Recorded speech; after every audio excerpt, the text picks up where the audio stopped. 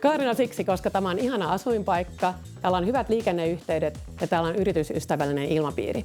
Olen Linda Lang, toimitusjohtaja pesupalvelu Hans Langissa.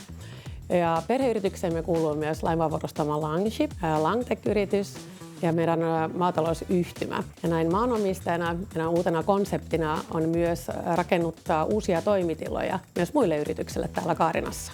Kaarinan positiivinen puoli on ehdottomasti nämä hyvät liikenneyhteydet. Piikkiöstä pääsee 15 minuutissa Turun keskustaan ja Helsinkiin on ihan loistavat yhteydet myös moottoritietä pitkin. Ja ehdottomasti myös ohikulkutietä Raision ja Naantalin suuntaan. Kaarinan kaupungissa päätöksenteko on ketterää, on helppo tavoittaa oikeat henkilöt, kenen kanssa tarvitsee asioida. Kaarinan asuinpaikkana on rauhallinen. Meiltä löytyy täältä Piikkiöstä varsinkin maaseudun rauhaa, mutta silti kaikki palvelut ihan läheltä. Meillä on hyvät koulut ja koulua voi käydä suomen kielellä ja ruotsin kielellä.